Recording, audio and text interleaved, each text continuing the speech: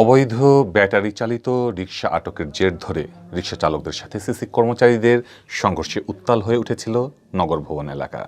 এ সময় দুপক্ষের ধাওয়া পাল্টা ধাওয়ার পুরো বন্দরবাজার এলাকা হয়ে ওঠে রণক্ষেত্র। মুজাম্মেল হকের ক্যামেরায় হাসান মাহমুদ শামীমের রিপোর্ট।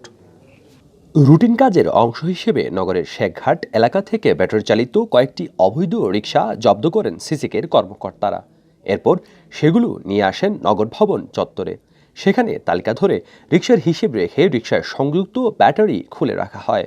এ সময় রিকশা ফিরে পেতে অনুনয় করছিলেন আটককৃত রিকশাগুলোর চালকরা।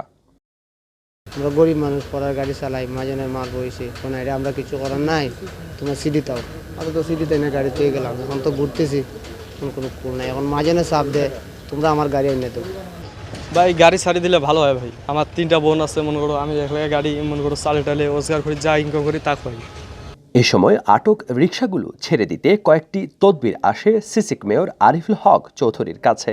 অনেক রিকশার মালিক মেয়রের কক্ষে দেখা করে আর না চালানোর শর্তে রিকশা ফেরত চান। তবে মেয়র তাদের সাফ জানিয়ে দেন এ ব্যাপারে তার কিছুই করার নেই। বাংলা ভিউয়ের সাথেও আলাপকালে অবৈধ রিকশার ব্যাপারে জিরো টলারেন্স নীতির কথা জানান মেয়র। এই যে রিক্সা ধরতেছে, একটা রিক্সার প্লেট নেই, একটা রিক্সার মালিকানা কাগজ নেই, এই যে ব্যাটারি চালাইতেছে, ব্যাটারিগুলো যখন নষ্ট হয়ে যায় এই সব থেকে ক্যান্সার পরিণত হয়। এরপরে আমাদের ব্যাটারি চার্জ দেয়, এটাও বুঙ্গা চার্জ দিতেছে, আমাদের সিস্টেম লস হচ্ছে। তো এতগুলো তো আপনি শক্ত হাতে সবাই মিলে, হ্যাঁ এরা অল্টারনেটিভ হয়। এবং দেখেন প্রতিবন্ধীরা ঠ্যাংয়ের উপর ঠ্যাং তুলিয়া ওই উপরে, এটা কি একটা বিশ্রী একটা শহরের ভিতরে পা তুলে গেছে, এবং এদের কন্ট্রোল থাকে না। তো তারা গাড়ির সঙ্গে কম্পিটিশন লাগাই দেয়। এরপর যখন উল্টে তখন গিয়ে, কালকেই তো আমি একটা অ্যাক্সিডেন্টে হয়েছে, আসে উল্টিয়া পড়ে গেছে। রিকশা ফেরত পেতে এ সময় কয়েকজন রিকশা চালক নগর ভবনের সামনের কামরান চত্বরে জড়ো হয়ে মেয়র বিরোধী স্লোগান দিতে থাকেন। এ সময় দুপক্ষের মধ্যে উত্তেজনা বিরাজ করলে পরিস্থিতি শান্ত করতে বন্দরবাজার পুলিশ ফাঁড়ির একটি দল ঘটনাস্থলে হাজির হয়। লাগিয়ে দেওয়া হয় নগর ভবনের মূল ফটক।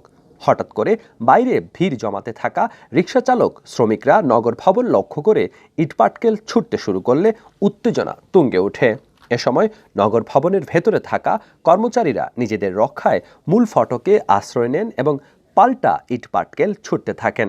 শ্রমিকদের ইটের আঘাতে ফেটে যায় সিসিকের ময়লা পরিবহনকারী গাড়ির গ্লাস, আহত হন অনেকেই। আমরা গেটও মুখো, তখন আমরা গাড়ি একটা অফিসের গাড়ি বাড়ি দিয়েছি, তারা গাড়ির উপরে হামলা করছে। হামলা তো পুলিশে আমরা গাড়ি সেফরাত আছে, আমরা উপরে তারা আমার উল্টা গাড়িটা আরম্ভ করছে। এটা মারতেও আমরা মানে কয়েকজন আহত হয়েছে, কয়েকজন অবস্থা মানে খুব দ্রুত আহত হয়েছে। আমার লোকের একজন মেয়রে আসতে মেয়রে মারা করছিল, তারা হাত করে হাত পাকতাম।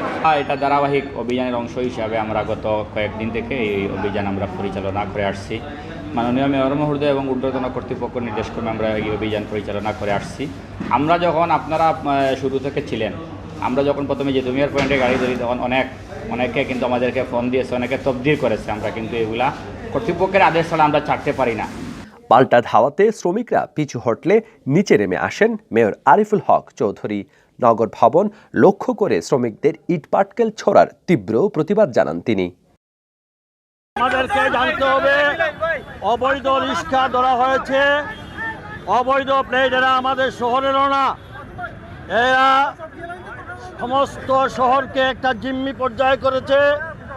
আজকে তারা বিভিন্ন এলাকার এই নগরের সমস্ত সিটি কর্পোরেশনের ভিতরে তারা যে অরাজকতা সৃষ্টি করেছে, 24 ঘন্টার মধ্যে পুলিশ যদি এদেরকে গ্রেফতার না করে, তাহলে আমি নগরবাসীকে নিয়ে এই নগরে অবস্থান ধর্মঘট করব। এরপরই নগর ভবনে কাউন্সিলরদের নিয়ে জরুরি বৈঠকে বসেন মেয়র আরিফ। সে বৈঠকে নগরে অবৈধ ব্যাটারি চালিত রিকশা জব্দের প্রক্রিয়া অব্যাহত থাকবে বলেও সিদ্ধান্ত নেওয়া হয়। হাসান মোহাম্মদ শামীম, বাংলা ভিউ, সিলেট।